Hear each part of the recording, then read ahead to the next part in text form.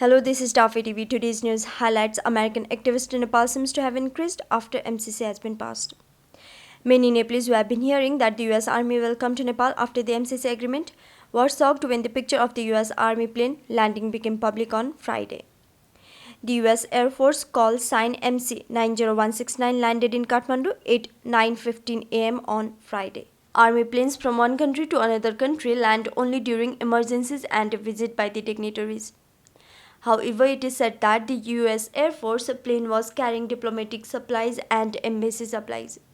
The cargo plane carrying 33 diplomatic parcels had 17 crew members on board.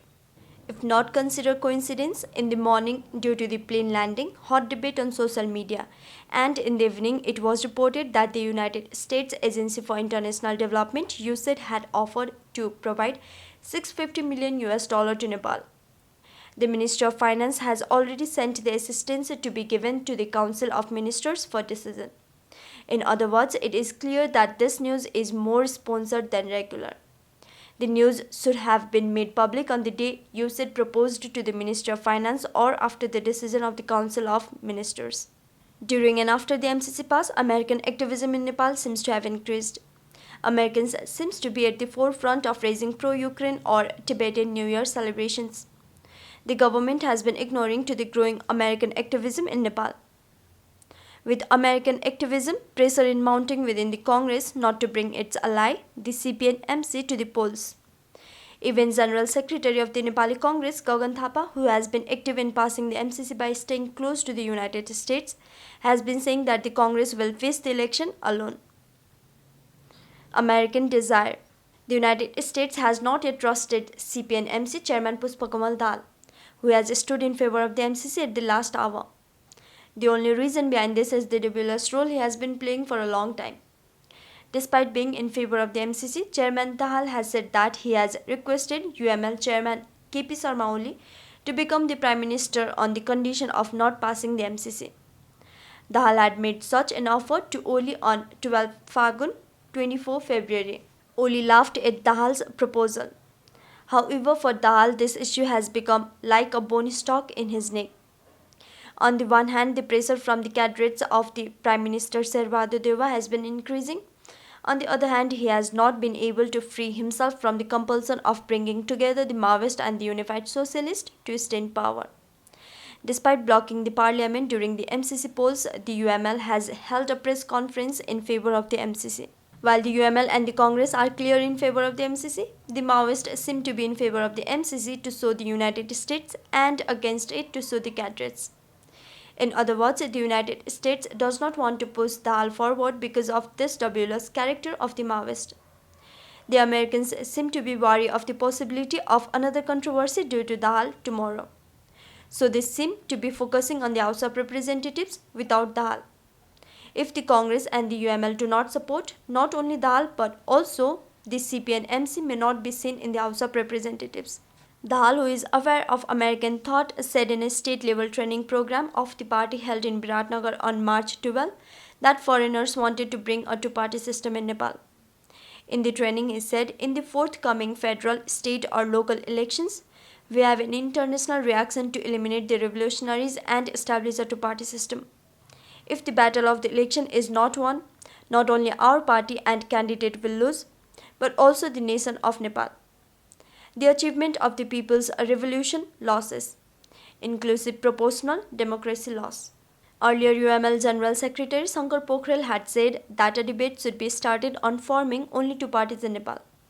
Inaugurating the 11th conference of the UML Dolakha Kathmandu Liaison Forum in Kathmandu on February 26, Pokhrel also instructed the party cadres to use the debate to bring the country under a two-party system as an awakening. Dahal has not yet spoken about the international reaction to the idea of advancing Nepal's politics with only the Congress and the UML as parties. Pokhrel, who introduced himself as an exponent of the party policy, did not elaborate further on the issue. However, Pokhrel's wife Sujata Sakya was active in the NGO for a long time. She has good relation with the West. This is also indicated by the recent appeal of CPN-MC Chairman Dahal. Power coalition or alone. The Maoist biggest challenge right now is to stay in power or walk alone. After knowing that Dahal was looking for an alternative to the alliance because of the Congress, they were called Dahal and CPN US Chairman Madhav Kumar Nepal to Balwatar and urged them not to worry about electoral coordination between the ruling coalition parties.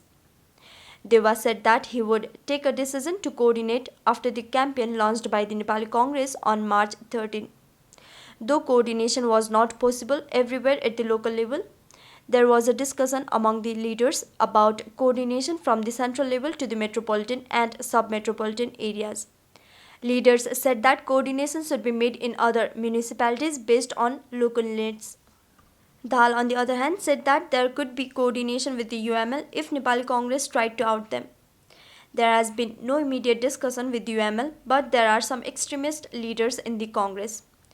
We can't say anything what will happen if the Congress tries to out Maoist because of them, Dal said at a state-level training program in Lumbini.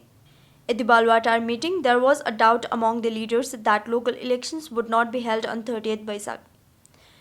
CPN MC Chairman Dal had questioned Prime Minister Deva if UML Chairman KP Oli will agree to hold the state and federal elections before the local level.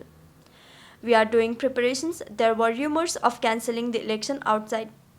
The Prime Minister said that such rumors will continue till the date of polling to the queries of Prachanda.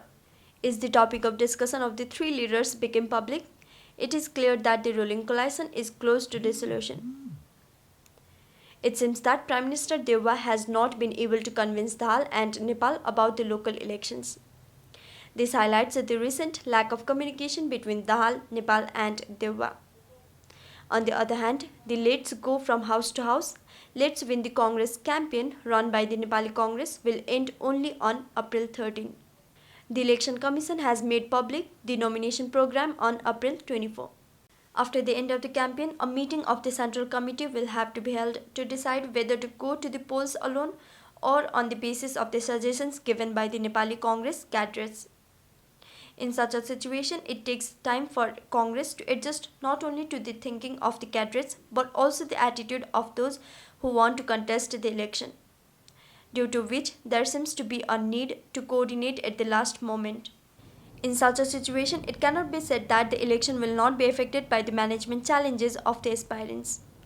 Therefore, the Congress is more focused on stopping the cooperation of the Maoists with the UML than going together.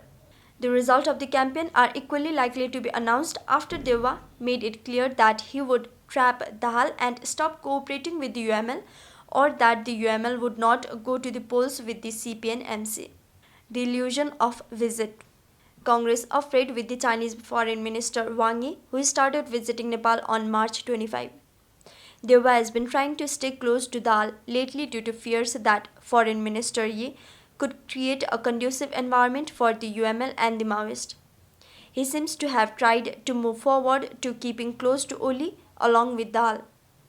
Deva has been seeking clarification on the issue of Dal's bargaining, showing the closeness with Oli.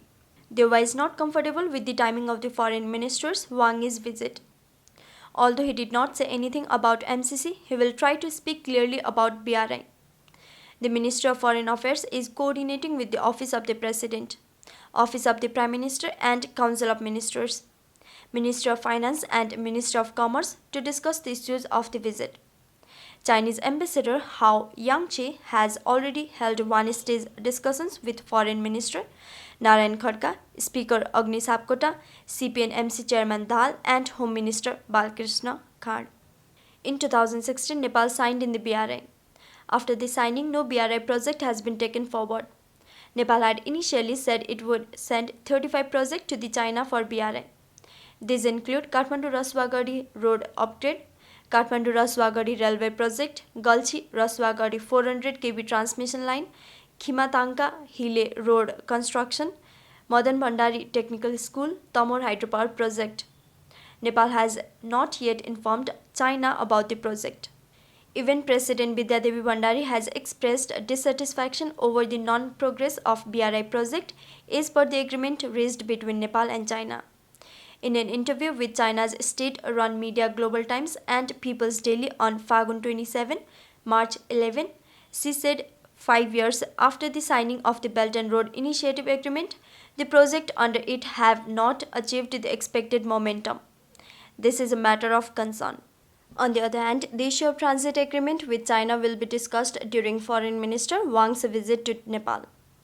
A transit agreement was signed with China in 2016 in search of an alternative route to the sea after an undeclared blockade by Nepal's southern neighbor, India.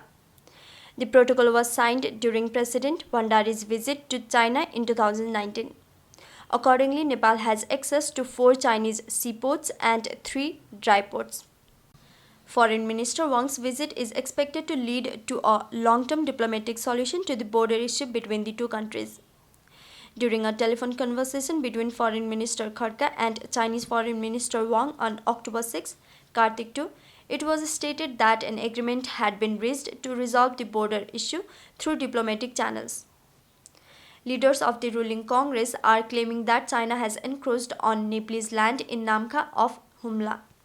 After the formation of the Dewa-led government, a committee was formed on Bhadra 16 to study the border from Limi Lapcha to Hilsa in Humla. The committee had submitted its report to Home Minister Balkrishna Khar in the second week of Asoj. Based on the same report, a letter was also sent to the Chinese Ministry of Foreign Affairs on 18th Asoj. However, the first task of Foreign Minister Wang's visit is to restore the confidence that Nepal has lost in the eyes of China in recent times. Along with the growing American activity in Nepal, the movement of independent Tibetans is also increasing, due to which Nepal has to convince China that it is in favor of one China policy.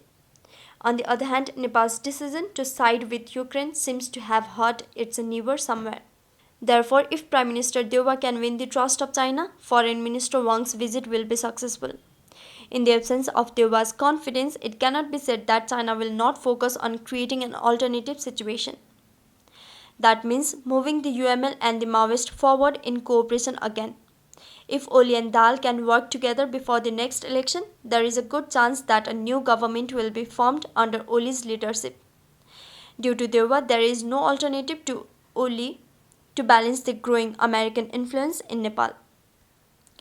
With this, we are at the end of the report. If you are liking our content, then don't forget to like, share, subscribe to our channel.